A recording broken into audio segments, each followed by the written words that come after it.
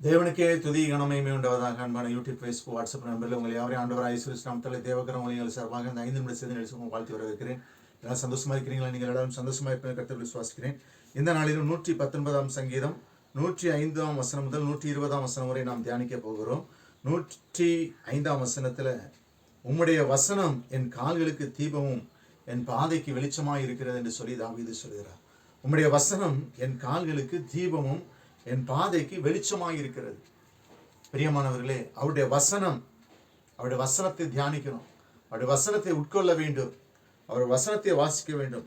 108ஆம் வசனத்தில், கர்த்தாவே என் வாயின் உற்சாக பலிகளை நீர் அங்கீகரித்து உமது நியாயங்களை எனக்கு போதித்தருளும். பிரியமானவர்களே, இந்த நாவு உற்சாக பலிகளை செலுத்த வேண்டும். ஆண்டவருக்கு என்று துதி ஸ்தோத்திர பலிகளை இருக்க வேண்டும்.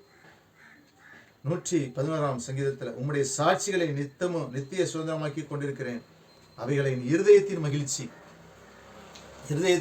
எது? அவருடைய சாட்சிகள்.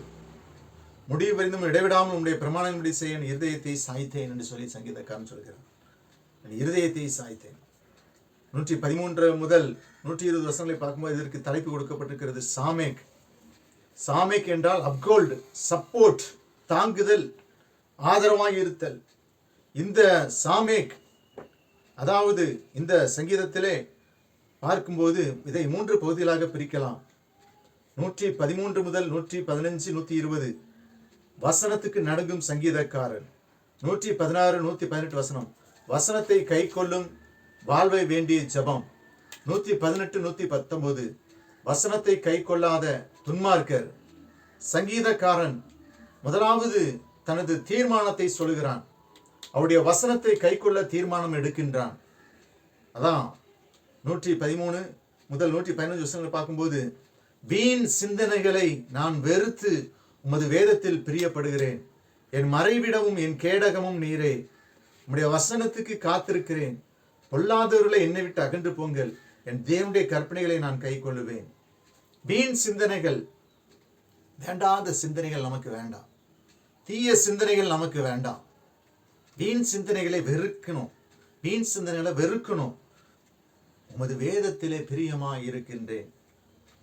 பிரியமானவர்களே, சங்கீதக்காரன் அவருடைய வசனத்தை கைக்கொள்ள தீர்மானம் எடுக்கின்றான்.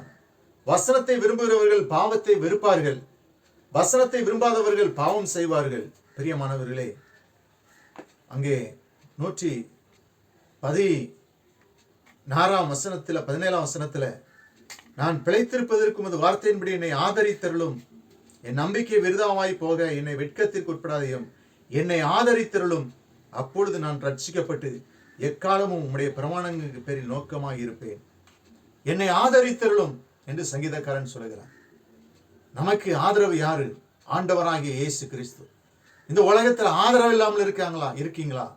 ஐயோ, என்கிட்ட பேச யாரும் இல்லையே, என்னை கவனிக்க யாரும் இல்லையே, என்னை கேர் பண்ண யாரும் இல்லையே, எனக்கு உதவி செய்ய யாரும் இல்லையே, நான் அனாதையாக தவித்துக் கொண்டிருக்கின்றேனே, நான் இந்த உலகத்தில் எல்லாராலும் கைவிடப்பட்ட சூழ்நிலையில இருக்கிறேனே, நான் தனித்து விடப்பட்ட சூழ்நிலையில இருக்கிறேனே.